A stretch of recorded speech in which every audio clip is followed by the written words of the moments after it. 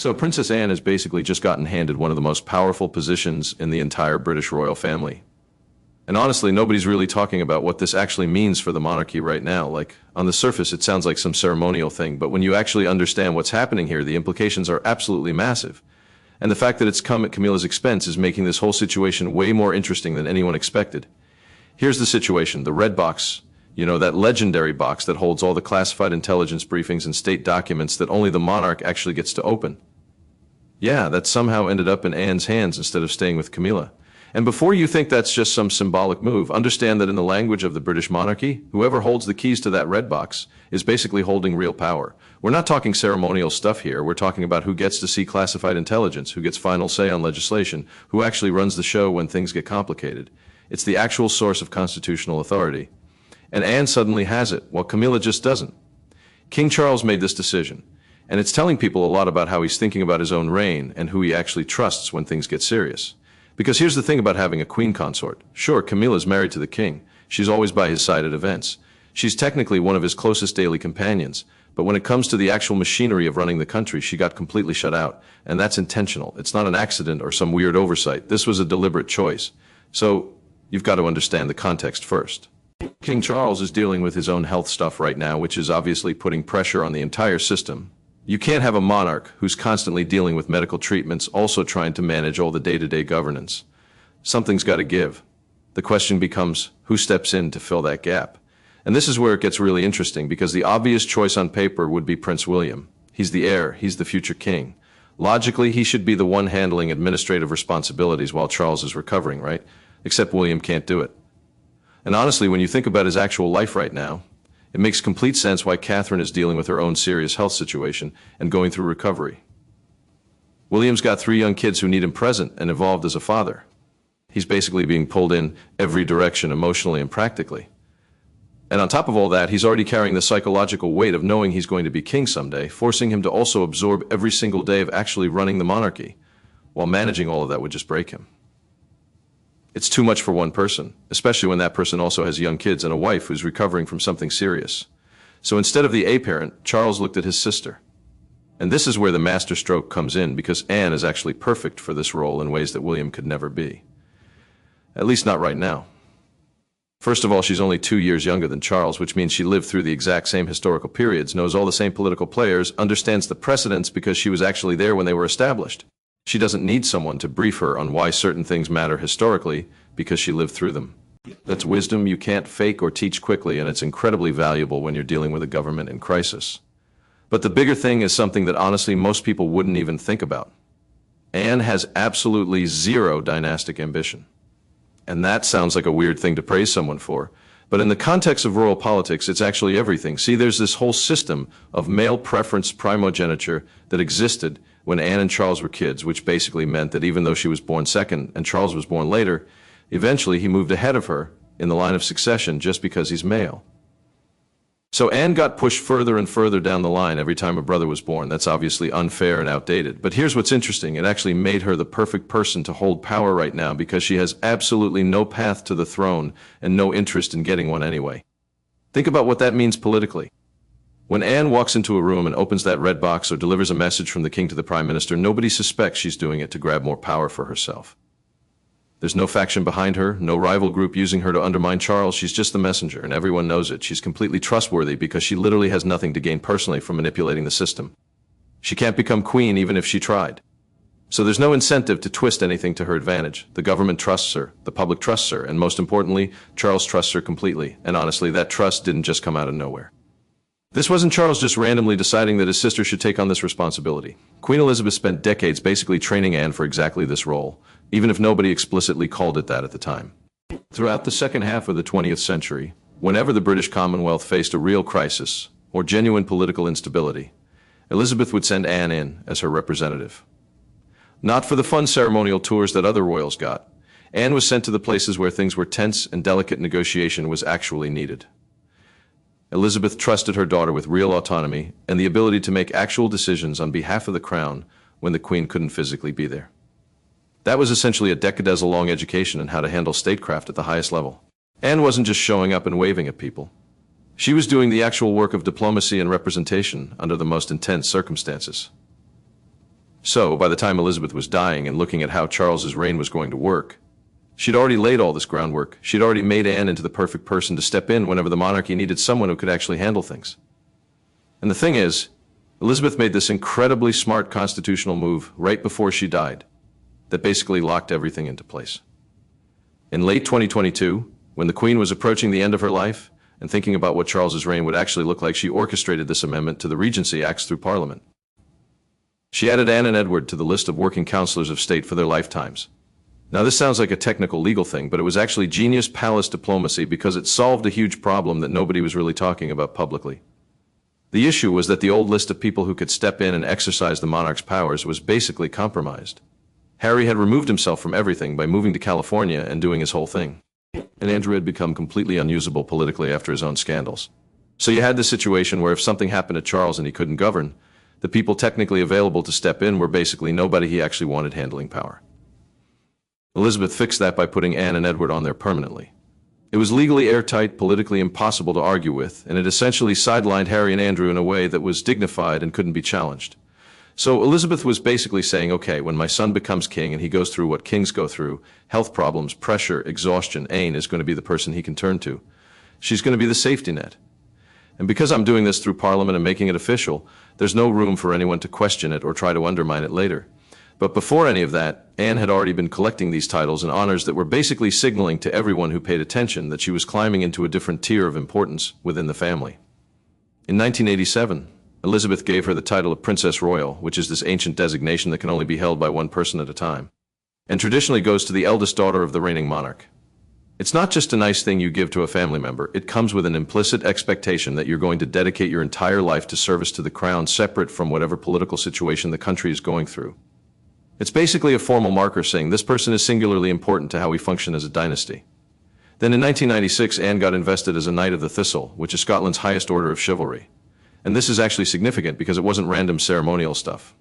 Anne had spent years actually doing serious work in Scotland, managing complex relationships and charitable stuff in the Commonwealth, really getting involved in the actual welfare of communities there instead of just showing up for photo ops. The investment as a knight was basically the nation saying, okay, we see you. We recognize that you understand this country on a deeper level than just ceremonial appearances. And then when Charles had his coronation in 2023, he did something really interesting. He chose Anne to be his gold stick in waiting, which is this historic role that dates back centuries and is traditionally given to someone the monarch trusts with their personal security and safety. So there's Anne in full military uniform riding on horseback directly behind Charles's gold state coach through the streets of London during his coronation. That's not just a throwback to tradition. That's Charles publicly putting his trust on record in front of the entire nation. He's literally showing everyone that Anne is the one who has his back, the one defending him and the dynasty.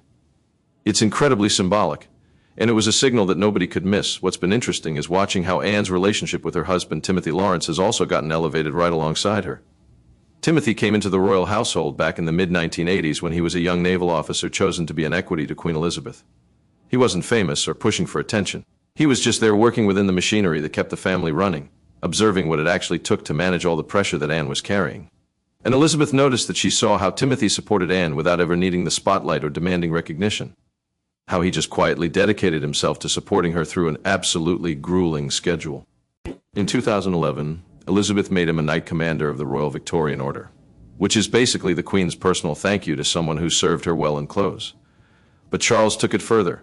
Recently, he elevated Timothy to Knight Grand Cross of the Royal Victorian Order, which is literally the highest rank in that entire system. This is Charles's personal gift to Timothy, completely separate from any government process. So it's a direct statement from the king himself saying, I see what you've done. I recognize what you mean to Anne, and I'm putting you in this exclusive circle of people who are closest to the throne.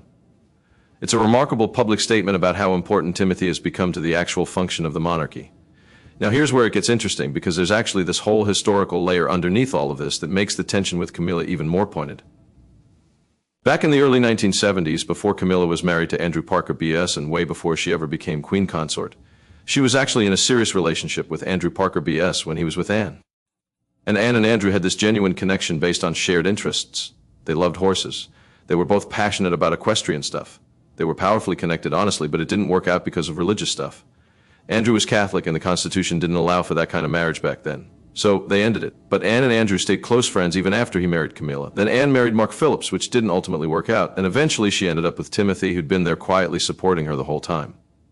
And that relationship became the stable, grounded partnership that let Anne actually function and do the incredible amount of work she does. She does over 450 engagements a year, which is more than basically any other working royal. And Timothy just supports that without needing anything from it. So when you look at what's happening now with Camilla being completely excluded from the Red Box and all the actual power while Anne is ascending, there's this whole complicated history underneath it. Camilla's married to the king, she's the queen consort, and yet she's being shut out from the actual mechanics of governance. Meanwhile, Anne, who doesn't have a crown but has decades of actual work, and a husband who's been quietly supporting her the entire time, is being positioned as the true center of institutional power. The British public has basically already made up their minds about what they think of all this, and the numbers back it up. When you look at the recent opinion polls, Anne consistently ranks at the very top of royal popularity right alongside Catherine and the memory of Elizabeth.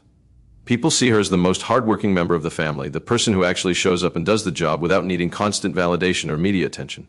And they're not viewing her elevation to this region-adjacent rule as some political maneuver or power grab. They see it as justice. Honestly, it's something that should have happened already because she's earned it through actual output and genuine service. What really crystallized this public sentiment was this moment in the BBC documentary about Charles's coronation year. The documentary gave people this incredibly intimate look at what was happening inside the monarchy during what was basically its most vulnerable period. And Anne did something in that film that you rarely see royals do. She was just honest about something real. She talked about her mother's final days at Balmoral, and she revealed that Elizabeth had actually been worried about dying there because of the logistical nightmare it would create for the government and the family. And Anne just told her mother to forget about that and spend her final days where she wanted to be because she deserved that peace. But here's the part that really got people. Anne talked about watching the imperial state crown being lifted off Elizabeth's coffin during the funeral. And she described this profound sense of relief she felt not because she didn't love her mother or wasn't grieving, but because she understood that her mother's burden had finally ended. That decade as a long weight of duty that Elizabeth carried was finally over. Anne was able to acknowledge that her mother had basically sacrificed her entire life to the institution, and there was something almost gentle in recognizing that the pressure was finally gone. That moment, that raw honesty from Anne about death and duty and what service actually costs, that made the entire nation see her differently. It grounded everything in real human emotion instead of pageantry. And that documentary moment mattered because it showed people why Anne is the right person for this role. She's not someone who's going to pretend everything is fine when it isn't. She's not going to hide behind ceremony or formality. She understands that the institution survives by being honest about what it actually costs and who's actually doing the work. You can see how this is played out with the younger generation of royals too, particularly William and Catherine.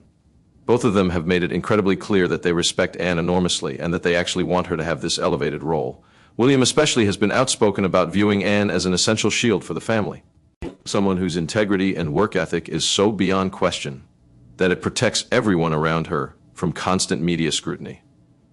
He and Catherine have both deliberately yielded the spotlight to her during major events, which sends this message to everyone watching that they don't see her as competition or a threat.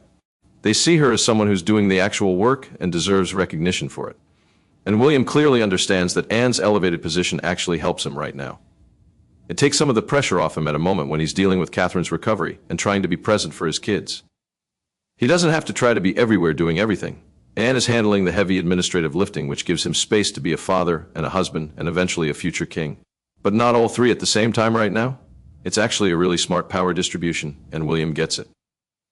The thing that's become almost impossible to ignore, though, is what this elevation of Anne means for Camilla's position. Because while Camilla gets to sit next to Charles at state occasions and occupy the title of queen consort, she's fundamentally excluded from actual power. She doesn't get the red box. She doesn't get to classify briefings. She doesn't get to open state documents or sign things into law. She's basically a ceremonial presence while the actual machinery of governance flows around her into Anne's hands. And that's not an accident or an oversight. That's a deliberate statement about what Charles values and who he trusts with real authority. There's also this lingering shadow of Diana that Camilla has spent her entire time in the royal family trying to navigate.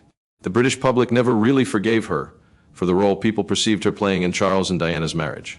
And even though decades have passed, and Diana's been gone for years, there's still this weight to it. So now when Camilla's watching and get celebrated by the public and elevated by Charles while she's sidelined from actual power, it's got to be this crushing realization about her actual position within the institution.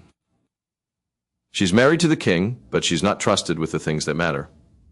What's actually fascinating about where the monarchy is right now is that it's fundamentally changed how it operates. The old palace approach was to maintain this illusion that everything was perfect, that the royals were somehow above the struggles that regular people deal with. But Charles and Catherine have essentially thrown that strategy out the window. Charles has been publicly open about his health situation and treatment in a way that previous monarchs never would have been. Catherine's been honest about her own recovery process, and instead of trying to hide or minimize what's happening, the institution is basically saying, okay, this is real life. These are real challenges, and here's how we're handling them. And in that context, the decision to position him as this central administrative figure is actually the monarchy being smart about its own survival. Charles is saying, I need to share this burden with someone I completely trust, and that person is my sister. He's not pretending he can do everything himself. He's not pretending the institution can function at full capacity with nobody stepping in. He's being practical and honest about what the situation actually requires. The image of Anne standing at the center of all this, ready to open the red box, sign laws, guide the state through whatever's coming next, that's become genuinely reassuring to people because whatever else is changing or uncertain about the monarchy right now, Anne is a known quantity. She's going to show up, she's going to do the work, she's not going to seek personal glory from it, and she's going to make decisions based on what's actually best for the institution and the country rather than what benefits her personally. That's rare, and people recognize it. That's why the public response has been so overwhelmingly positive. And that's why this whole transformation of her role, while it might look subtle from the outside, actually represents something really significant about how the monarchy is trying to evolve and keep itself relevant and functional in an era where the old formulas just don't work anymore.